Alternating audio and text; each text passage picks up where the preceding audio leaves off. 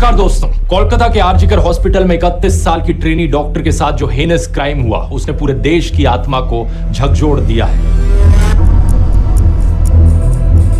Waste Bengal सहित देश के कई इलाकों में प्रोटेस्ट देखने को मिले। डॉक्टर्स ने स्ट्राइक की, प्रोटेस्टर्स के ऊपर कई गुंडे बदमाशों ने हमला किया और अस्पताल में तोड़फोड़ देखने को मिली। पुलिस ने अभी तक 25 लोगों को गिरफ्तार किया है। सबसे ज्यादा सवाल यहाँ पर उठ रहे हैं ममता बनर्जी के खिलाफ, जो कि सिर्फ वेस्ट बंगाल की चीफ मिनिस्टर ही नहीं बल्कि वेस्ट बंगाल की होम मिनिस्टर और हेल्थ मिनिस्टर भी हैं। एक अजीब बात यह देखने को मिली कि इन्होंने एक प्रोटेस्ट रैली भी निकाली इस इंसिडेंट के बाद, लेकिन सवाल ये कि किसके खिलाफ कोई समझ नहीं पाया। इस घटना का मुख्य आरोपी है संजय रॉय, जो कि वेस्ट बंगाल पुलिस में एक सिविक वॉलंटियर था। पास्ट में इसकी 3 शादी टूट चुकी थी डोमेस्टिक वायलेंस के चलते। पहला सवाल यह कि किस तरीके के आदमी को रिक्रूट किया गया यहाँ पर सिविक वॉलंटियर बनने के लिए। इसकी डोमेस्टिक वायलेंस की हिस्ट्री को देखकर इसके खिलाफ तो पहले ही पुलिस एक्शन लिया जाना चाहिए था। सीसीटीवी फुटेज, इसके ब्लूटूथ डिवाइस और डीएनए सैंपल्स के आधार पर पुलिस ने इसे गिरफ्तार किया। इसने अपना गुनाह कबूल भी कर लिया है। लेकिन दूसरा सवाल ये, हॉस्पिटल में इसके पास सभी डिपार्टमेंट्स का एक्सेस कैसे था? घटना के कुछ दिन बाद इस केस को सीबीआई को ट्रांसफर करने की डिमांड उठी। सीएम ममता बनर्जी ने इसे भी श्रग ऑफ करने की कोशिश करी, ये कहते हुए कि मुझे तो इससे कोई समस्या नहीं है। अगर अगले कुछ दिनों में पुलिस कुछ नहीं कर पाई तो वो खुद ही इस केस को सीबीआई को ट्रांसफर करने वाली है। कोलकाता हाईकोर्ट ने पुलिस की विश्वसनीयता की कमी जैसे कारणों का हवाला देते हुए मामले को सीबीआई को सौंपने का आदेश दिया। साथ ही साथ हाईकोर्ट ने यह भी याद दिलाया कि किसी केस के सीबीआई को सौंप दिए जाने की डिमांड दिखाती है कि स्टेट पुलिस में लोगों का भरोसा नहीं रहा है और ये होम मिनिस्टर और चीफ मिनिस्टर ममता बनर्जी का एक फेलियर है। यहाँ आता है हमारा तीसरा सवाल, आखिर किस तरह संदीप घोष जैसा आदमी आरजीकर मेडिकल कॉलेज का प्रिंसिपल बना हुआ था? इस पर आरोप है कि ये बहुत ही करप्ट इंसान रहा है। अलेजिडली इसने माफिया की तरह इस मेडिकल कॉलेज को चलाया, लेकिन बार बार इसका ट्रांसफर रुक जाता था। अंदेशा है कि इनके टीएमसी के करीबी होने की वजह से था। इस केस में भी इन पर संगीन आरोप लगे कि कैसे इन्होंने मामले को दबाने की कोशिश करी, इसे एक आत्महत्या दिखाने की कोशिश करी। विक्टिम के पेरेंट्स को कई घंटों तक विक्टिम की बॉडी नहीं दिखाई गई। एफआईआर लिखने में भी देरी हुई और इन्हें जब वहां से हटाया गया उसके बाद भी इन्हें कैलकाटा नेशनल कॉलेज का प्रिंसिपल बना दिया गया। मतलब जो आदमी किसी एक जगह पर होने के लायक नहीं है तो उसे दूसरी जगह ट्रांसफर करने का क्या सेंस बनता है? कैलकाटा हाईकोर्ट ने इसी नॉनसेंस को पॉइंट आउट करते हुए संदीप घोष को एक्सटेंडेड लीव ऑफ एब्सेंस पर भेज दिया। संदीप पर लगे हुए करप्शन चार्जेस की जांच करने के लिए वेस्ट बंगाल सरकार ने एक एसआईटी बनाई है, जिसे 1 महीने में अपनी रिपोर्ट सबमिट करने को कहा गया है। सीबीआई इस पर्टिकुलर केस में उन्हें अब तक 4 बार इंटरोगेट कर चुकी है। देश भर में जब लोगों ने इस केस पर आवाज उठाई तो वर्क प्लेसेस में औरतों की सेफ्टी के लिए वेस्ट बंगाल सरकार ने कुछ इनिशिएटिव्स अनाउंस किए। सुप्रीम कोर्ट ने मामले की सुओ मोटो कॉग्निसेंस ली, कुछ स्ट्रॉन्ग स्टेटमेंट्स दिए, जैसे कि संविधान में दी गई इक्वालिटी क्या ही है अगर औरतें अपने वर्क प्लेस में भी सेफ ना हो और उन्हें बेसिक इक्वालिटी डिनाई की जाए। ग्राउंड लेवल चेंजेस आने के लिए देश अब एक और रेप होने का इंतजार नहीं कर सकता। कुछ दिन पहले दोस्तों मैंने इस केस के ऊपर एक पोस्ट लिखी थी और आपसे कहा था, उम्मीद है आप लोगों का इंटरेस्ट लूज ना हो जाए इस इशू में। जब तक मेरा ये वीडियो रिलीज होगा शायद आउटरीच खत्म हो चुकी होगी, शायद प्रोटेस्ट रुक चुके होंगे, लेकिन क्या देश में हो रहे हर रोज के करीब 80 रेप केसेस रुक गए होंगे? बिल्कुल भी नहीं। कोलकाता की खबर के बाद आई उत्तराखंड से ये खबर, एक नर्स के साथ भी ऐसा ही हादसा हुआ। इस केस में बस ड्राइवर और बस कंडक्टर शामिल थे। बेंगलुरु में 21 साल की कॉलेज स्टूडेंट पार्टी से घर जा रही थी और उसके साथ भी ये देखने को मिला। महाराष्ट्र के बदलापुर इलाके में एक स्कूल के क्लीनिंग स्टाफ द्वारा 3 और 4 साल की 2 छोटी लड़कियों का सेक्सुअल अब्यूज किए जाने की खबर आई। सैकड़ों एजिटेटेड पेरेंट्स ने रेलवे स्टेशन पर ब्लॉकेड किया। इन सारी खबरों को देखकर आपको लगे कि पिछले 8-10 दिनों में कुछ ज्यादा ही रेप्स होने लगे हैं पूरे देश भर में, लेकिन ये बात सच नहीं है। रेप्स हर रोज हो रहे हैं, लेकिन रिपोर्टिंग हर रोज नहीं हो रही। आउटरीच और प्रोटेस्ट हर रोज नहीं हो रहे। देश में लार्ज स्केल प्रोटेस्ट सबसे पहले शायद 2012 में हुए थे निर्भया केस के बाद, फिर 2019 में जब हैदराबाद में 26 साल की एक वेटनरी डॉक्टर का रेप और मर्डर हुआ, फिर 2020 में लोगों ने आउटरीच की हाथरस केस को लेकर, जहां 19 साल की दलित लड़की के साथ यही हुआ, और अब 2024 में कोलकाता में यह केस हुआ। पिछले 12 सालों में 4 बार आउटरीच और प्रोटेस्ट। शायद मैं कुछ 2-3 केसेस भूल रहा हूंगा, लेकिन मोटे मोटे तौर पर 7-8 बार से ज्यादा आउटरीच और प्रोटेस्ट हमें देखने को नहीं मिला है। और ऐसा नहीं है कि आउटरीच करने में कुछ गलत हो, कुछ भी ऐसा सुनकर आउटरीच महसूस करना एक नेचुरल इमोशन है। प्रोटेस्ट करना भी हमारे जिंदा होने की निशानी है, लेकिन हालातों में कुछ तो सुधार होना चाहिए। 2012 से लेकर हम अब तक देखें तो हो इसका उल्टा ही रहा। 2012 के आसपास एक साल में 25,000 ऐसे केस रिपोर्ट होते थे, जबकि एनसीआरबी के लेटेस्ट फिगर्स के अनुसार 2022 में 31,000 ऐसे केस रिपोर्ट हुए, यानी कि हर दिन के 85 रेप केसेस। अगर हम बढ़ती हुई पॉपुलेशन के साथ साथ प्रपोर्शन भी देखें तो उसमें भी हमें उछाल देखने को मिलता है। तब से लेकर अब तक देश की पॉपुलेशन बढ़ी है करीब 1.14 टाइम्स, लेकिन रेप केसेस बढ़े हैं करीबन 1.25 टाइम्स। इसका मतलब साफ है, सिचुएशन बदतर होती जा रही है। जो रेप के रूट कॉजेज हैं वो ना केवल बने हुए हैं बल्कि बढ़ते जा रहे हैं। इस वजह से मुझे एब्सर्डिटी महसूस होती है। एक हफ्ते प्रोटेस्ट हो ये ठीक है, लेकिन साल के बाकी दिनों ऐसा बिहेव करना जैसे कि सब चंगा सी, ये एब्सर्ड है। क्या होना चाहिए सिचुएशन में सुधार के लिए? क्या आप लोग इस अनकंफर्टेबल डिस्कशन के लिए तैयार हैं? ये डिस्कशन इसलिए अनकंफर्टेबल होगा क्योंकि शायद आप देखेंगे कि आप में से बहुत से लोग किसी ना किसी तरह इनडायरेक्टली इस प्रॉब्लम का हिस्सा है। क्या आप इसे एक्नॉलेज करेंगे? मुझे नहीं पता, क्योंकि वीरदास ने बस इतना ही कहा था कि हम टू इंडिया में जी रहे हैं। एक तरफ हमारे देश में औरतों की पूजा करी जाती है और दूसरी तरफ उनके साथ ऐसे हेनस क्राइम्स होते हैं। ध्रुव भाई, देखिए, आपने जो अभी वीरदास की बात करें ना, कहने का जो एक लहजा होता है ना कि आप कहाँ पे कह रहे हो। पहली चीज़, आप कंट्री के बाहर जाके अगर कुछ ऐसी चीज़ें करोगे, एक तरफ जो औरतों की पूजा हो जाती है टोटली डिफरेंट चीज़ है, और औरतों के अगेंस्ट जो क्राइम हो रहा है टोटली डिफरेंट चीज़ है।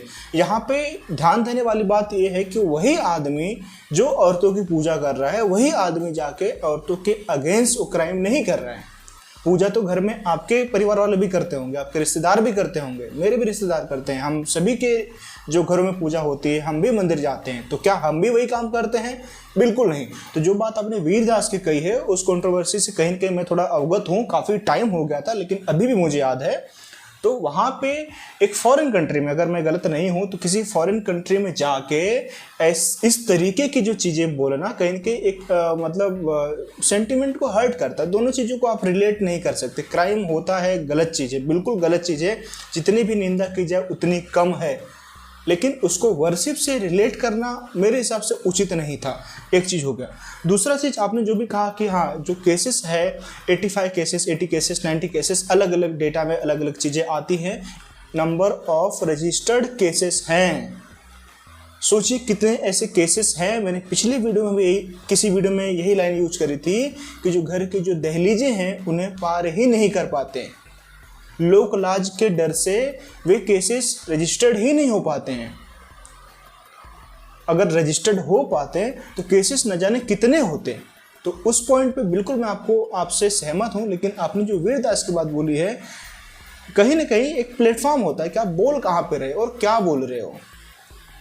ये चीज़ का अंदाज़ा हर किसी को होना चाहिए, इंटेलेक्चुअल पर्सन को होना ही चाहिए। बात गलत तो नहीं थी, लेकिन लोगों को बुरा लग गया। इसी तरह निर्भया केस के बाद लेस्ली एडविन की एक डॉक्यूमेंट्री आई थी, इंडियाज डॉटर। ये इतनी पावरफुल और थॉट प्रोवोकिंग डॉक्यूमेंट्री थी कि देश के हर एक स्कूल में इसे 10th क्लास के बच्चों को दिखाया जाना चाहिए था। लेकिन हमारे देश में लोग अनकंफर्टेबल हुए और इस डॉक्यूमेंट्री पर बैन लगा दिया गया। कहा गया, मैं यहाँ पे आगे आप कुछ बोलो, मैं बोलूँगा एक तरीके से। ऐसी बहुत सारी डॉक्यूमेंट्रीज है जिसपे बैन लगा दिया गया। तो तरीका कैसा होता है ना कि जैसे एक मैंने कहीं पे सुना था ऐसा कि कंट्री को डिफेम करने जैसे अगर कोई चीज़ होगी पूरी कंट्री को, क्योंकि जो क्राइम है कहीं ना कहीं हर जगह पे होता है, बिल्कुल गलत है, नहीं होना चाहिए, लेकिन उसके आड़ में एक प्रोपेगेंडा फैला के कंट्री को डिफेम करना एक बड़े प्लेटफॉर्म पे, इंटरनेशनल प्लेटफॉर्म पे गलत है, नहीं होना चाहिए ऐसी चीज़ कि इससे इंडिया की इंटरनेशनल इमेज खराब हो रही है। आज की डिस्कशन के बाद भी आपको इसी तरीके से अनकंफर्टेबल लग सकता है, लेकिन अगर आप जेन्युइनली कंसर्न्ड हो इस मुद्दे को लेकर तो वीडियो को आखिर तक देखना और जो स्टेप्स हम डिस्कस करेंगे सोल्यूशन के लिए, उस सोल्यूशन का हिस्सा भी बनना। दोस्तों, स्वागत है आपका एक और वीडियो में। और वंस अगेन हमारी रिएक्शन वीडियो है जिसका टाइटल है Kolkata case, why is India so unsafe for women, Dhruv Rathee. अब ध्रुव भाई की जो वीडियो है इसके ऊपर मैं बहुत कम रिएक्ट करता हूं, और वंस अगेन आज इनकी जो लेटेस्ट वीडियो आई है जिसके ऊपर काफ़ी टाइम से मतलब लोग डिमांड कर रहे थे कि भाई आप भी कुछ इस पे बोलो,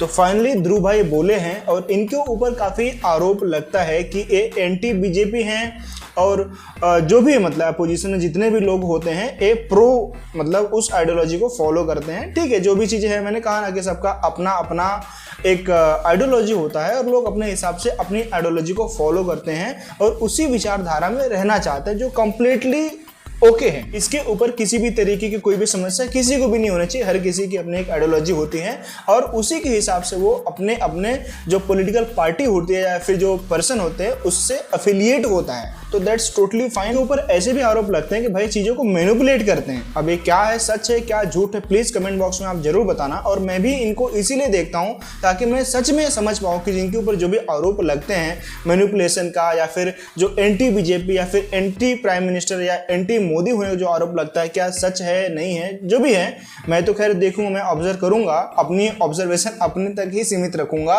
क्योंकि मैं अपने लिए चीज़ें देखूंगा। लेकिन अगर आपके ऊपर मतलब आप क्या सोचते हो, आप क्या विचार रखते हो इनके बारे में, प्लीज़ कमेंट बॉक्स में ज़रूर अपना जवाब देना बिल्कुल। और भाई मैं अपने भी ओपिनियन दूंगा वीडियो देखने के बाद में, इन बिटवीन या फिर at the end of the videos, ठीक है। चलिए बिना देर के शुरू करते हैं।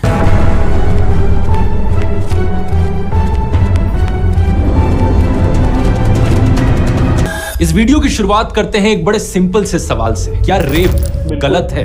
आप लोग कहोगे कि क्या बेहुदा सा सवाल पूछ रहा हूं मैं। ऑब्वियसली रेप गलत चीज है, लेकिन जब हम अपने आसपास के सोसाइटल एटीट्यूड्स को देखते हैं तो कुछ और ही तस्वीर निकल कर आती है। हर कोई कहता तो है कि रेप गलत चीज है, लेकिन कंडीशंस अपनी अप्लाई करता है उसके साथ। जैसे कि नुपुर शर्मा का केस देख लो, बीजेपी की वो नेता जिन्होंने एक ही दिन में 3 अलग अलग टीवी चैनल्स पर प्रॉफिट मोहम्मद के बारे में कुछ ऑब्जेक्शनेबल चीजें कही। मैंने इसे क्रिटिसाइज करते हुए एक वीडियो भी बनाया, बताया कि कैसे नुपुर की स्टेटमेंट्स पूरी तरीके से डेलिब्रेट और मैलिशियस थी। इस वजह से हमारे देश को अरब देशों के सामने शर्मिंदा भी होना पड़ा था। लेकिन क्या नुपुर की इस गलती की वजह से उन्हें रेप थ्रेट्स दिए जाना जायज हो जाता है? बिल्कुल भी नहीं। जाने उन्हें कितने सारे डेथ थ्रेट्स और रेप थ्रेट्स मिले जिनका एक सभ्य समाज में कोई जस्टिफिकेशन नहीं हो सकता। ऑड्री ट्रुश्के का केस देखिए, ये एक ट्रेंड हिस्टोरियन है। औरंगजेब पर इन्होंने काफी लिखा है। ऐसा नहीं है कि औरंगजेब को इन्होंने महान राजा कहा हो, लेकिन इनकी फाइंडिंग्स के हिसाब से औरंगजेब एक कॉम्प्लिकेटेड कैरेक्टर था जिसने एक तरफ हिंदू मंदिर तोड़े थे लेकिन कई बार हिंदू मंदिरों को बचाया भी था। अगर किसी को इनकी हिस्टोरिकल फाइंडिंग्स में कुछ गलत लगता हो तो इनके साथ आर्ग्यू कर सकता है, इनके खिलाफ एविडेंस दे सकता है, लेकिन नहीं, लोग क्या देते हैं? डेथ थ्रेट्स और रेप थ्रेट्स। इंदिरा जयसिंह का केस देख लीजिए, famous human rights lawyer, gender equality के लिए बहुत से लैंडमार्क केसेस में ये अपीयर हुई हैं। जब निर्भया के रेपिस्ट को फांसी की सजा मिलने वाली थी तो इन्होंने कैपिटल पनिशमेंट के खिलाफ बयान दिया। कॉन्टेक्स्ट के लिए बता दूं, दुनिया के 112 देशों में डेथ पेनल्टी को खत्म किया जा चुका है। फिर भी शायद ये आर्ग्यू किया जा सकता है कि इंदिरा जयसिंह का बयान इल टाइम्ड था, रॉन्गली वर्डेड था, या निर्भया के पेरेंट्स से ऐसी कोई अपील करना गलत था। हम डेथ पेनल्टी पर उनके विचारों से असहमत हो सकते हैं, लेकिन कंगना रनौत ने क्या कहा? उनको रेपिस्ट सिंपैथाइजर कह डाला। इतना ही नहीं, उनको रेपिस्ट के साथ जेल में रखने की भी बात कर डाली। उस लेडी को उन लड़कों के साथ 4 दिन जेल में रखो जिनको बड़ी दया आती है, और ऐसी ही औरतों की कोख से ऐसे निकलते हैं दहशी दरिंदे। इसी यहाँ पे भी मैं ऐड करना चाहूँगा, मुझे हजम नहीं होता यार, मतलब मैं सोचता हूँ कंट्रोल करो लेकिन कंट्रोल कर नहीं पाता हूँ। पहली बात तो जो जाहिल अभी थी स्टेटमेंट यहाँ पे दे रही थी, अभी वो सांसद बने बैठी है, मैं उसका बहुत बड़ा हितैषी नहीं हूँ, ठीक है। एक तरीके से मतलब तारीफ कर करके जो बीजेपी लीडर्स की नज़र में आई उसको वहाँ पर सीट मिल गया, और बहुत ही बदकिस्मत है वहाँ के, मतलब ठीक इंडिया की भाई बदकिस्मती है कि कितने से मतलब बोलते हैं ना कि बिना दिमाग के लोग संसद में बैठे हुए, तो मैं क्या ही बोलूँ, मुझे बहुत ताजुब नहीं होता है। तो लेकिन उसकी बात पे उतना समझ नहीं होना चाहिए, उसकी बात पे मतलब क्या ही बोले, क्योंकि उसको कुछ समझ है नहीं, बस फटा ढोल है, बस बजना है। मैं बात कर रहा हूँ कंगना रनावत की। दूसरी चीज़ जो यहाँ पे रेप वगैरह की बात हो रही है, जो उन्होंने इंदिरा जयसिंह का अपने नाम लिया, कैसा होता है ना कि 2 तरीके के लोग होते हैं। आपने बंगाल का ही अगर केस में देखूं, बहुत ही मतलब सेंसिटिव केस है, लेकिन वहाँ पे जो गवर्नमेंट है, गवर्नमेंट का वकील कौन है? कमेंट करके बताओ। वही हैं जो हर एक सुनवाई के कम से कम 15 लाख रुपए लेते हैं, अपने सिब्बल साहब। तो उनको नहीं पता है कि वहाँ पे प्रॉब्लम है, सेंसिटिव केस है, लेकिन फिर भी गवर्नमेंट को डिफेंड करने के लिए वहाँ पे लॉयर बने बैठे हैं। कसाब के केस में भी ऐसा था। तो मतलब ये चीज़ें होती है, और को एग्जिस्टेंस एक तरीके की फिलॉसफी होती है जिसमें हर कोई एग्जिस्ट कर सकता है। आप उससे असहमत हो सकते हो, आप उससे सहमत हो सकते हो, आप हेट कर सकते हो, कुछ भी कर सकते हो, लेकिन उनका एग्जिस्टेंस होता है और होना चाहिए, बिल्कुल कोई भी बुरी बात नहीं है। ओपिनियन या पॉलिटिकल सपोर्ट में बेवकूफ बनकर ही ऐसा होता है कि बिल्किस बानो के कॉन्विक्टेड रेपिस्ट को रिलीज करवा दिया जाता है। ऐसे दरिंदों को मिठाई खिलाई जाती है, संस्कारी ब्राह्मण कहा जाता है और लोग आउटरेज नहीं करते। प्रज्वल रेवन्ना, जिसके बारे में 2500 से ज्यादा औरतों के यौन शोषण की रिपोर्ट आई, लेकिन बहुत से लोग चुप रहे। कॉन्विक्टेड रेपिस्ट गुरमीत राम रहीम को बार बार पैरोल दी जाती है इलेक्शन से पहले। जो इसके अंधभक्त हैं वो कहते हैं हाँ, रेप करना गलत तो है और हमारे बाबा कॉन्विक्ट भी हुए हैं, लेकिन फिर भी हम इस बात को इग्नोर करके बाबा जिसे कहेंगे हम उसको वोट करेंगे। बृजभूषण सिंह, कुलदीप सेंगर और कठुआ केस के रेपिस्ट के फेवर में तो रैलियां निकाली जाती हैं। और जो बीजेपी नेता चौधरी लाल सिंह रेप अक्यूज्ड के सपोर्ट में रैली निकाल रहा था, फिर उसे कांग्रेस में शामिल कर दिया गया और चुनाव की टिकट भी दी गई। इसलिए मैं कहता हूं, सोशल मीडिया पर कहता हर कोई है कि रेप गलत है, लेकिन जब बात रेपिस्ट को सपोर्ट करने की आती है, अपने पॉलिटिकल ओपिनियन की आती है और खुद की विचारों की आती है, तो लोग यहां पर कंडीशंस अप्लाई कर देते हैं। अरे अगर आपको किसी की बात ठीक नहीं लगती तो आप उन्हें क्रिटिसाइज कर सकते हो। अगर उन्होंने कुछ इलीगल किया है तो आप पुलिस रिपोर्ट कर सकते हो, लेकिन रेप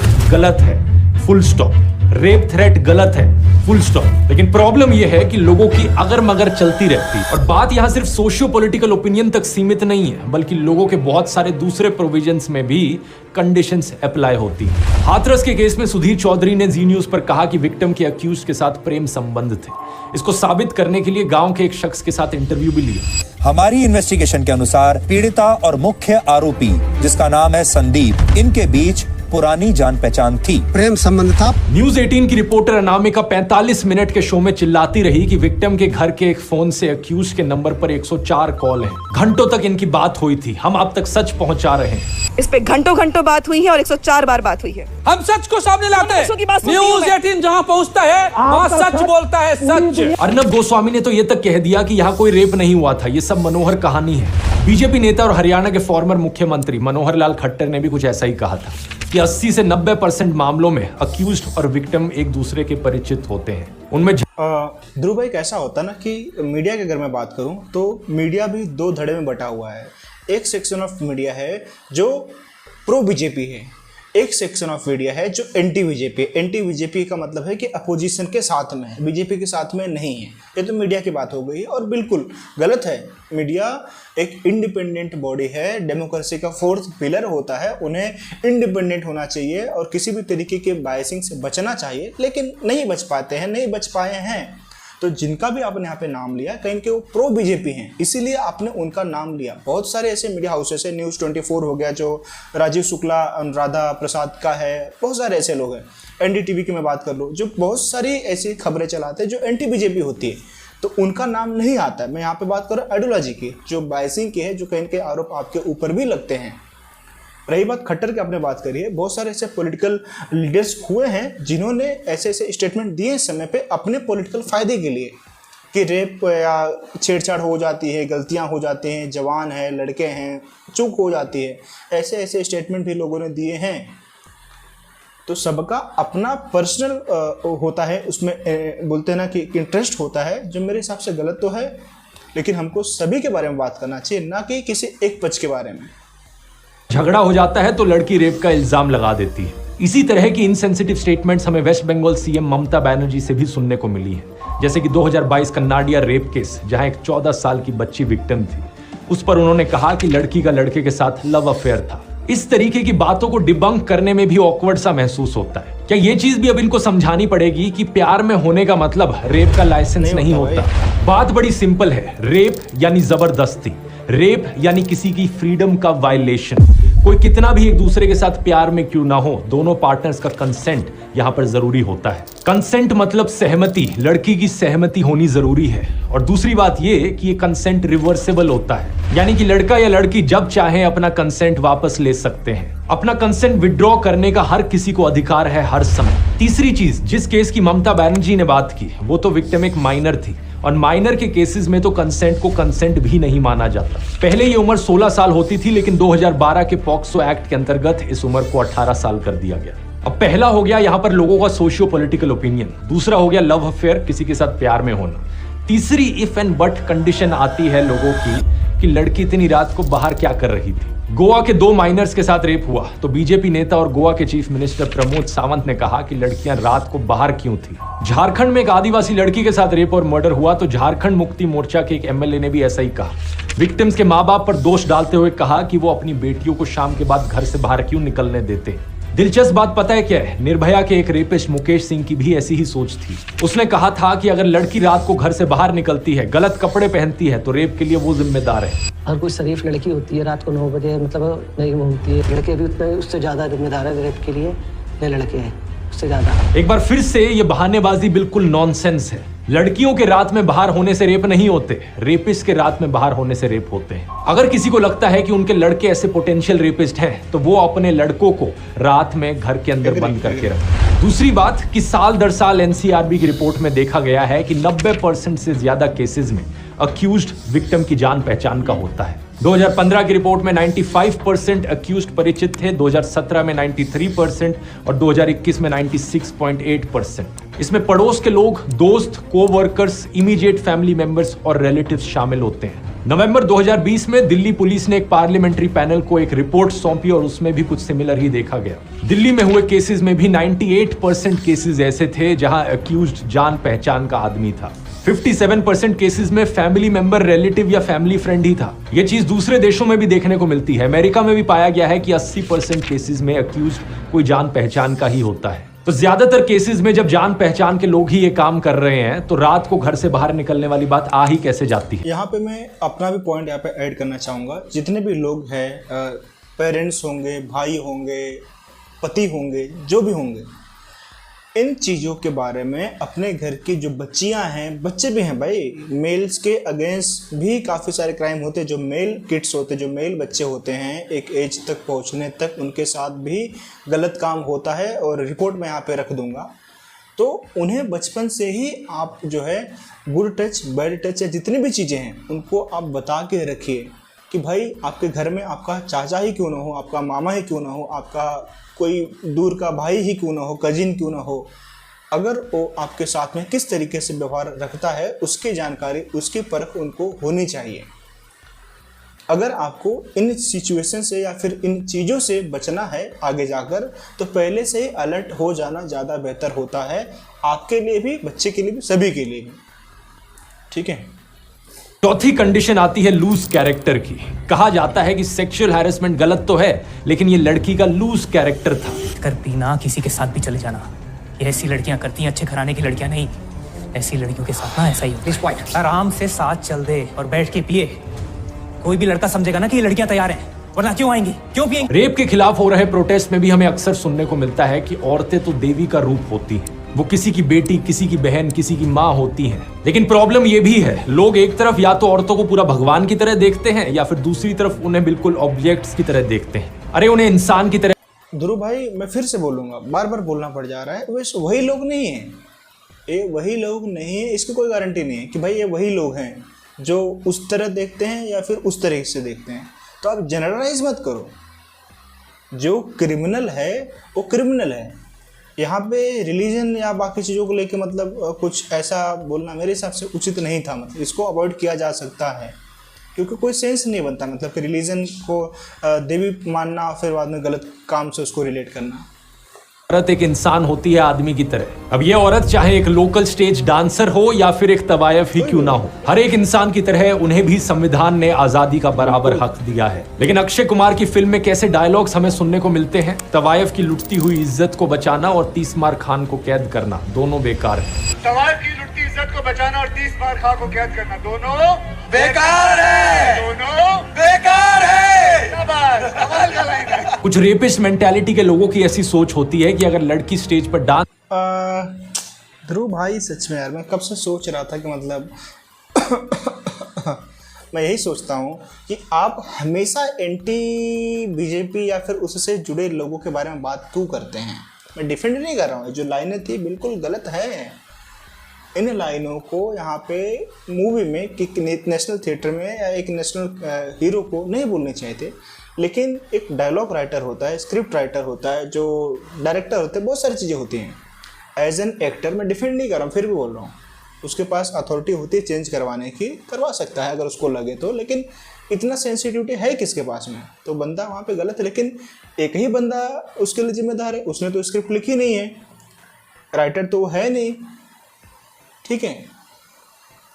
वंस अगेन भाई मैं डिफेंड नहीं कर रहा हूँ किसी को, गलत है, लेकिन ध्रुव भाई के हिसाब से मैं बता रहा हूँ कि ध्रुव भाई किस तरीके की चीज़ें बोलते हैं, मतलब डांस कर रही है तो उसके साथ छेड़छाड़ की जा सकती है। ऐसे लोग उस औरत को चरित्रहीन कहते हैं, लेकिन असलियत में इस विचारधारा के लोगों से ज्यादा चरित्रहीन कोई हो नहीं सकता। एक शानदार फिल्म आई थी इस पर एक बार, अनारकली ऑफ आरा, जिसमें स्वरा भास्कर ने ऐसी ही एक लोकल स्टेज डांसर का रोल किया था। एक नेता उस पर असॉल्ट करता है तो वो उसके खिलाफ लड़ती है। फिल्म में यही दिखाया गया है कि हर एक औरत को अपने शरीर पर अधिकार है। पिंक भी ऐसी ही एक सेंसिटिव फिल्म है जिसमें दिखाया गया है कि किसी लड़की के शराब पी लेने का मतलब ये नहीं होता कि उसके साथ मिसबिहेव किया जा सके। ये रेपिस्ट मेंटालिटी वाले लोगों का एक और एक्सक्यूज होता है कि लड़की ने तो शराब पी हुई थी। ये बात सही है कि शराब पीना सेहत के लिए हानिकारक होता है, लेकिन शराब पीने से किसी का कैरेक्टर जज नहीं किया जा सकता, और इसे सेक्सुअल असॉल्ट का बहाना तो बिल्कुल नहीं बनाया जा सकता। यहाँ भी कंसेंट यानी सहमति जरूरी है। इनफैक्ट बीएनएस सेक्शन 63 तो ये भी कहता है कि औरत की कंसेंट इंटॉक्सिकेशन की वजह से थी तो रेप का चार्ज भी बन सकता है। छठी कंडीशन, जो कि सबसे कॉमन विक्टिम ब्लेमिंग है, कि रेप गलत तो है लेकिन लड़की ने छोटे कपड़े पहन रखे थे। ये एक बार फिर से बिल्कुल ही बकवास आर्ग्यूमेंट है। अगर छोटे कपड़े की वजह से रेप होता है तो छोटी बच्चियों का रेप क्यों होता है? बूढ़ी औरतों का रेप क्यों होता है? मेंटली इल बच्चों के साथ रेप क्यों होता है? साड़ी और बुर्का पहनी हुई औरतों का रेप क्यों होता है? गांव में रेप क्यों होता है? राजस्थान और उत्तर प्रदेश में तो लड़कियों के छोटे कपड़े पहनना बहुत ही रेयर बात है, तो वहां पर सबसे ज्यादा रेप क्यों देखने को मिलते हैं? इतना बकवास आर्ग्यूमेंट, लेकिन फिर भी पता नहीं क्यों बहुत से लोगों के मन में, समाज में यही आर्ग्यूमेंट बना रहता है, अटक गया है उनके मन में कि लड़की ने छोटे कपड़े पहने थे, यही कारण हो। All the ladies wear the shorter dress or naked direct. If you are the parents, please control the girls. Bombay high court में तक एक आदमी ने एक बार कहा था कि छोटे कपड़ों की वजह से रेप होता है। कोडी कोर्ट, सेशन कोर्ट्स में तो एक जज ने कह दिया था कि फोटो में कंप्लेन करने वाली ने भड़काऊ कपड़े पहने हुए थे, इसलिए अक्यूज्ड के खिलाफ प्राइमा फेसी सेक्सुअल हैरेसमेंट का सेक्शन नहीं लगेगा। बीजेपी नेता सीसी पाटिल ने भी ऐसा ही कुछ बयान दिया था, जो बाद में असेंबली में पॉर्न देखते हुए पकड़े गए थे। बीजेपी एमएलए रेणुकाचार्य और राजकोट में बीजेपी मेयर रक्षा बोरिया भी ऐसे बयान दे चुके हैं। एक एनजीओ अक्षरा सेंटर, मैं ध्रुव भाई से पूछना चाहूँगा कि ध्रुव भाई सच में दिल पे हाथ रख के बताना, आपने जब रिसर्च करी थी तो क्या आपको सिर्फ बीजेपी वाले ही मिले थे? अदर पॉलिटिकल पार्टी इतनी सारी है, एसपी है, बीएसपी है, कांग्रेस है, आप है, आपकी आप है, रीजनल पार्टीज है साउथ में, एआईडीएमके, डीएमके, फलाना ढिकाना, बहुत सारी हैं। क्या आपको किसी का भी ऐसा स्टेटमेंट नहीं मिला था? ठीक है, मतलब गलत है। इन्होंने जितने लोगों ने का भी इन्होंने नाम लिया, इस तरीके का जो हरकतें करते हैं, गलत है। क्योंकि छोटे कपड़े से तो भाई किसी का कैरेक्टर जज नहीं किया जा सकता ना, स्वतंत्र है। एक संविधान के दायरे में रह के, एक नियम कानून के तहत किसको हार्म तो नहीं कर रहे। कपड़े छोटे हों, अब इतने भी तो छोटे नहीं होंगे, उनको भी पता है, पहनने वाले के पास इतना तो सेंस है। अब नंगा तो कोई घूमेगा नहीं, है कि नहीं? सभी को पता है कि भाई हमको किस तरीके से, छोटा हो या बड़ा हो, रेप करने का सर्टिफिकेट कपड़ा नहीं देता है, ठीक है।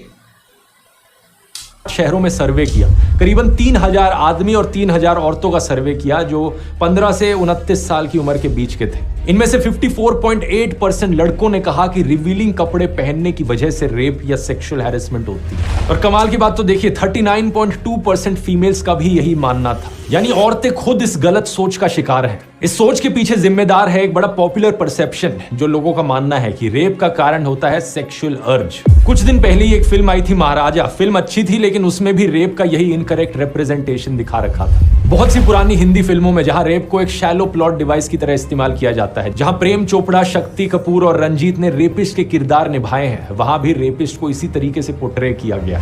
जानी दुश्मन की इस पुरानी फिल्म ने तो सारी हदें पार कर दी थी। अक्षय कुमार का कैरेक्टर इस फिल्म में लड़की को अपने मोलेस्टर्स को माफ करने को कहता है, ये कहकर कि तुम्हारी जैसी खूबसूरत लड़की को देखकर तो मरे हुए आदमी का भी दिल धड़क उठे। तुम्हारी जैसी खूबसूरत लड़की को देखकर मरे हुए आदमी का भी दिल धड़क उठे।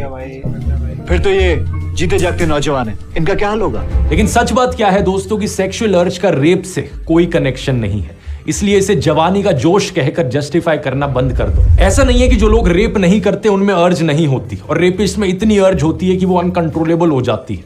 ये बिल्कुल बकवास बात है।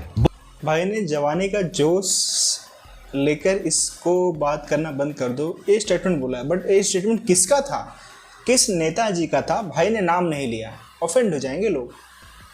ध्रुव भाई थोड़ा खुल जाया करो, अच्छा लगता है। आप कंटेंट बहुत अच्छा, मतलब ठीक है, आप बिल्कुल भाई एक इंटेलेक्चुअल पर्सनालिटी हो, इंटरेस्टिंग पर्सनालिटी हो, लेकिन बिल्कुल थोड़ा सा अनबायस रहा करो, बहुत मज़ेदार हो जाओगे, परफेक्ट हो जाओगे।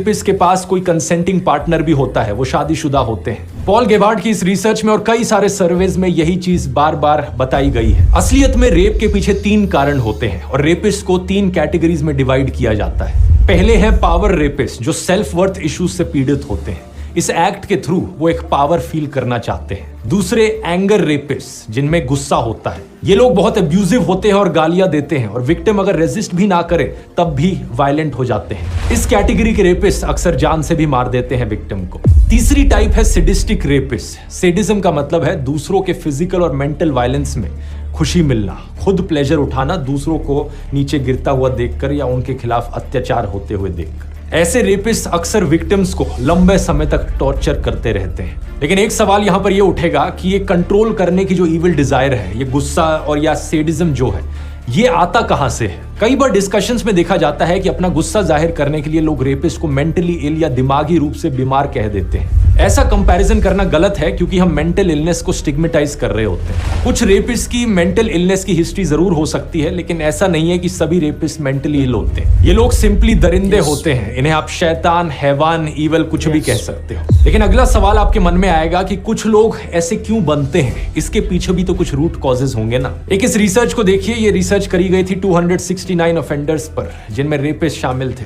बहुत सारे कॉजेज आइडेंटिफाई किए गए। उनके बचपन में उनके साथ हुआ चाइल्ड अब्यूज, 10 साल की उम्र से पहले ही पोर्नोग्राफी का exposure, physical abuse, parental violence, emotional abuse, animals के प्रति क्रूअल्टी दिखाना, बचपन में ही वायलेंट फिल्में या फिर मीडिया का एक्सपोजर होना, पेरेंट्स से दूर हटकर रहने वाला या एंजाइटी से भरा हुआ रिलेशन। इन कॉजेज को स्टडी करना इसलिए जरूरी है ताकि समाज में और नए रेपिस्ट को बनने से रोका जा सके। अब ऐसे कारणों से किसी व्यक्ति की ऐसी पर्सनैलिटी तो बन गई कि उसमें डोमिनेट करने का इविल डिजायर, गुस्सा या सैडिज्म भरा हो। लेकिन अमेरिका में हम जिन मास शूटिंग्स के बारे में सुनते हैं, उनमें भी एंगर एक कॉमन फैक्टर है। कुछ लोगों में ऐसा डीप सीटेड एंगर डिप्रेशन का रूप ले लेता है। तो ऐसे में सवाल आता है कि रेपिस्ट के केस में ये डोमिनेट करने की जो इविल डिजायर है, गुस्सा है या सैडिज्म है, ये रेप के थ्रू ही क्यों निकल कर आता है? इसका सही जवाब है रेप कल्चर। दुनिया भर में इस शब्द का इस्तेमाल होता है उस मास मीडिया, उन सोसाइटियल एटीट्यूड्स और ट्रेडिशंस को डिनोट करने के लिए जो रेप को ट्रिवियलाइज या नॉर्मलाइज करते हैं। जैसे कि कमबख्त इश्क फिल्म में करीना कपूर कहती हैं कि तुम क्या मेरा मुंह बंद कराओगे, तो अक्षय कुमार का किरदार उन्हें जबरदस्ती किस कर लेता है। ये सब कॉमेडी के नाम पर होता है। ऐसी ही so called comedy Kabir Singh film में भी देखी जाती है, जहां पर लीड कैरेक्टर एक लड़की को नाइफ पॉइंट पर रखकर मोलेस्ट करता है। लुइस सीके, जॉर्ज कार्लिन और नॉम मैकडोनाल्ड जैसे कई सारे famous stand up comedians rape के बारे में ऐसे जोक्स करते हुए देखे गए हैं। और इंडियन स्टैंड अप कॉमेडी में भी गालियों की भरमार है। ना केवल मेल बल्कि फीमेल स्टैंड अप कॉमेडियंस भी ऐसी माँ बहन की गालियां देती हैं जो सेक्सुअल वायलेंस को नॉर्मलाइज करती हैं। दोस्तों के साथ कैजुअल कॉन्वर्सेशंस में भी कई सारे लोग ऐसी गालियों का इस्तेमाल करते हैं जो कि आम बात बन गई है। कुछ लोग ये गुस्से में करते हैं तो कुछ लोग मजाक में करते हैं, लेकिन ये सब करने से रेप कल्चर नॉर्मलाइज होता है। इसी को ही कहते हैं रेप की नॉर्मलाइजेशन, जहां आपको रेप जोक्स पर हंसी आती है। रेप वीडियो देखने में या रेप थ्रेट्स देने में गिल्टी महसूस नहीं होता। साइकोलॉजिस्ट मधुमिता पांडे ने तिहाड़ जेल में बंद 122 कन्विक्टेड रेपिस्ट और साथ ही 65 कन्विक्टेड मर्डरर्स से बात की। उन्होंने एक साफ अंतर देखा मर्डरर्स और रेपिस्ट में। ज्यादातर मर्डरर्स को खून करने वालों को अपने किए हुए पर रिग्रेट था, अफसोस था। उन्हें यह भी एहसास था कि उनकी एक्शंस की वजह से कैसे दूसरों की जिंदगियां तबाह हो गई। लेकिन दूसरी तरफ ज्यादातर रेपिस्ट को अपने किए हुए पर कोई रिग्रेट नहीं था। इसलिए हमें समाज में ये देखने को मिलता है कि बहुत से रेप अक्यूज लोग रिपीट ऑफेंडर्स होते हैं, क्योंकि एक बार उन्होंने गलत किया तो उन्हें लगता ही नहीं कि उन्होंने कुछ गलत किया है। और सवाल यहाँ पर यह है कि उन्हें रिग्रेट क्यों नहीं होता। मधुमिता ने उन्हें 2 क्वेश्चनर्स दिए और सामने आया कि उनके औरतों के बारे में बहुत ही रिग्रेसिव व्यूज थे। और ये इकलौती ऐसी रिसर्च नहीं है, बहुत सारी पहले भी ऐसी रिसर्च करी गई है। सुजैन ब्राउन मिलर ने अपनी 1975 की किताब against our will, men women and rape में यही बात बताई थी कि रेप एक इंटिमिडेशन का कॉन्शियस प्रोसेस है। सुजैन के अलावा रिचर्ड जॉनसन, डैनियला कुज़मैनो, रेबेका विंसेंट जैसे बहुत से रिसर्चर्स की यही फाइंडिंग्स रही हैं। इस सब के ऊपर बात आती है टॉक्सिक मैस्कुलिनिटी और पेट्रियार्कल कल्चर की, जहां औरत को एक आजाद इंसान के बजाय एक इंफीरियर सब ह्यूमन की तरह देखा जाता है। उसके ऊपर ना जाने कितनी रिस्ट्रिक्शंस लगाई जाती हैं कि ये मत पहनो, बाहर मत जाओ, ज्यादा खुलकर मत हंसो। एक औरत को अक्सर एक ऑब्जेक्ट की तरह भी देखा जाता है। रणबीर कपूर की एक cringe worthy ad, score more with X blast, वही मानसिकता दर्शाती है कि लड़कियां तो एक ऑब्जेक्ट है। करीना कपूर का ये गाना, तंदूरी मुर्गी हूं यार, गटका ले मुझे अल्कोहल से, आप पटा ले मुझे मिस्ड कॉल से। बादशाह का गाना, मैं वो हूं जिसके बारे में चेतावनी देती होगी तेरी माँ। यानी आप ऐसे असॉल्टर्स को ग्लैमराइज कर रहे हो। टॉक्सिक मैस्कुलिनिटी को स्टाइलाइज करके दिखाया जा रहा है फिल्मों में और गानों में। वर्जिन बीवी चाहिए, खुद बैंकॉक के खिलाड़ी हैं। 6 लड़कियों के बीच में एक लड़का स्टड है और 6 लड़कों के बीच में एक लड़की स्लट है। और फिर ये सिंगर्स कहते हैं कि इनके घर पे तो फीमेल फैमिली मेंबर्स होते हैं, इनका म्यूजिक हमेशा एक रिस्पॉन्सिबिलिटी और रिस्पेक्ट की जगह से आता है। सिंगर हनी सिंह ने भी बहुत आउटरीच दिखाई इस कोलकाता केस को लेकर, लेकिन वो अपने गानों में क्या लिखते हैं? ब्राउन गर्ल्स से मेरा मन भरता नहीं, मैं शेर हूं घास चरता नहीं। जब तक औरतों की ऐसी ऑब्जेक्टिफिकेशन होगी, ये रेप कल्चर बना रहेगा, तब तक ये प्रॉब्लम सॉल्व नहीं हो सकती। और सॉल्यूशंस की बात करें तो यहाँ 3 तरीके की समस्याएं हैं। पहला, वो हालात जो किसी की व्यक्तित्व को डैमेज कर सकते हैं। दूसरा, वो सोसाइटल एटीट्यूड जिसकी वजह से ऐसे लोग अपनी डोमिनेट करने की अर्ज, अपना गुस्सा या सेडिज्म एक औरत पर निकालते हैं। और तीसरा, ये मटेरियल कंडीशंस जिनकी गड़बड़ी के चलते ऐसा हो पाता है। हमें इस प्रॉब्लम को समाज से खत्म करने के लिए इन तीनों फ्रंट्स पर काम करना होगा और हर किसी को इसमें भाग लेना होगा। पहला, जो रूट कॉजेज है उन्हें हटाया जाए ताकि ये ट्विस्टेड पर्सनैलिटी प्रिवेंट की जा सके। सरकार को यहाँ पर अलग अलग डिपार्टमेंट्स में वुमेन एम्पावरमेंट को स्पीड अप करना होगा। लोगों को एजुकेट किया जाए, एजुकेशन को नंबर 1 प्रायोरिटी बनाया जाए, लोगों के रोजगार की स्थिति में सुधार आए। स्कूलों में सेक्स एजुकेशन दी जानी चाहिए, बच्चों को गुड टच बैड टच के बारे में बताया जाना चाहिए। सभी सरकारों को कानूनी प्रक्रिया में सुधार करने की जरूरत है। दूसरा, सोसाइटल एटीट्यूड्स की बात करें तो ये काम सिर्फ सरकार का नहीं है, बल्कि हम सब लोगों का है। पहली बात, हमें समाज से माँ बहन की गालियां खत्म करनी होंगी। आज से संकल्प लें दोस्तों कि इन गालियों का आप आज के बाद से कभी इस्तेमाल नहीं करोगे, ना डेली लाइफ में, ना सोशल मीडिया पर। चाहे कोई भी इंसान से आप कितना ही क्यों ना डिसएग्री करते हो, आप किसी इंसान से कितनी ही नफरत क्यों ना करते हो, रेप थ्रेट्स नहीं दिए जाने चाहिए, रेप जोक्स पर हंसना नहीं चाहिए। और इसके बाद समाज में हमें जहां भी सेक्सिस्ट एटीट्यूड देखने को मिले, चाहे वो कोई ऐड हो, कोई फिल्म हो, कोई गाना हो, कोई यूट्यूब वीडियो हो, किसी का कमेंट हो, किसी का स्टैंड अप एक्ट हो, उसे कॉल आउट किया जाना चाहिए, उसके खिलाफ आवाज उठाई जानी चाहिए। लॉ एंड ऑर्डर को मजबूत बनाने के लिए हमें पुलिस में सारी वैकेंसीज फिल करने की जरूरत है। पुलिस को और इंडिपेंडेंट बनाने की जरूरत है स्टेट गवर्नमेंट से, ताकि किसी भी ऐसे मामले में पॉलिटिक्स कभी भी जस्टिस के बीच में इंटरफेरेंस ना करे। उम्मीद है आपने इस वीडियो से कुछ नया सीखा होगा। इस वीडियो को अपने फ्रेंड्स और फैमिलीज के साथ शेयर कीजिए ताकि सभी लोगों में इस चीज को लेकर अवेयरनेस बढ़ाई जा सके, ताकि सभी लोग साथ में मिलकर इन सॉल्यूशंस पर काम कर सकें। तो दोस्तों, पूरी वीडियो देखने के बाद में आपकी पर्सनल ओपिनियन क्या है, आपकी व्यक्तिगत राय क्या है, प्लीज़ कमेंट बॉक्स में ज़रूर देना। जैसा कि मैंने पहले कहा ना कि आरोप लगते हैं, बिल्कुल ठीक है, आरोप लगने भी चाहिए। और मेरा पहले से ही भाई मतलब डे 1 से ही मेरा इस तरीके का प्रयास है कि मैं दोनों चीज़ों को देख के चलूँगा, मैं दोनों चीज़ों को बैलेंस बना के चलूँगा। जो अच्छी चीज़ें हैं उसके ऊपर भाई अपने को अप्रिशिएट करना है, जो बुरी चीज़ें हैं उसको भाई अच्छे से टारगेट करना है। मेरा प्रयास बस इतना सा होता है। बाकी आप क्या समझते हो ध्रुव भाई की इतनी वीडियो देखने के बाद में आपको क्या लगा? आप इनकी बातों से सहमत हो, असहमत हो? प्लीज़ कमेंट बॉक्स में अपने ओपिनियन, अपनी राय जरूर देना, क्योंकि हर एक ओपिनियन, हर एक राय मायने रखती है। गुड टच बैड टच की बात मैंने पहले करी, बिल्कुल उसके बारे में अपने घर के बच्चों को बताना चाहिए। रही बात गाली की भाई, तो बिल्कुल गालियाँ मगर एक तरीके से ऐसी होती हैं कि समाज में एक रॉन्ग मैसेज लेके जाती हैं, खास करके माँ बहन की गालियाँ। तो कोशिश करूँगा मैं भी कि किसी एक वीडियो में अगर कभी रोस्ट करना पड़े तो इन गालियों का इस्तेमाल ना हो। और मैं आपसे भी रिक्वेस्ट करूंगा कि भाई कम से कम अपने दैनिक जो जीवन से, अपने दैनिक दिनचर्या से माँ बहन जैसी गालियों को आप निकाल दीजिए। जो भी भी फ्रेंडली जो मतलब अगर गालियाँ आप यूज करते, पहली बात तो गालियाँ देना नहीं चाहिए। लेकिन अगर आपको लगता है कि गालियाँ देने के बिना आपका काम होगा नहीं, भोजन हजम नहीं होगा, ये बात मेरे लिए भी लागू होती है, तो कम से कम माँ बहन की गालियाँ न दी जाए। कुछ ऐसी व्यक्तिगत 1-to-1 जो होते हैं, जो भाईचारे में जो फ्रेंडली जो चीज़ें होती हैं उन्हें यूज किया जाए और at the and later on उन्हें भी ख़त्म कर दिया जाए, क्योंकि बिल्कुल भाई चीज़ें अच्छी नहीं होती है। ऐसा मेरा अपना ओपिनियन है। और भाई बिल्कुल जो रेप है एक बहुत ही हीनस क्राइम है, किसी के विल के अगेंस्ट जाके उसके ऊपर फोर्सफुली मतलब अच्छा नहीं है। ठीक है, वीडियो को लाइक कर देना, प्यारा सा एक कमेंट भी कर देना, चैनल को सब्सक्राइब भी कर लेना। बहुत सारी वीडियोस मैं यहाँ पर लाने की कोशिश करता हूँ, आगे भी करता रहूँगा। अगर आप चाहते हैं कि किसी एक वीडियो पे मैं अपने ओपिनियन या अपने रिएक्शंस दूँ, प्लीज़ कमेंट बॉक्स में उस चैनल का नाम या उस क्रिएटर का नाम या उस वीडियो का नाम मुझसे शेयर करना। बिल्कुल मुझे खुशी होगी, मैं अपने जो यूट्यूब फैमिली है उनके कहने पर किसी एक वीडियो पर रिएक्ट कर पाया। थैंक यू सो मच, जय हिंद।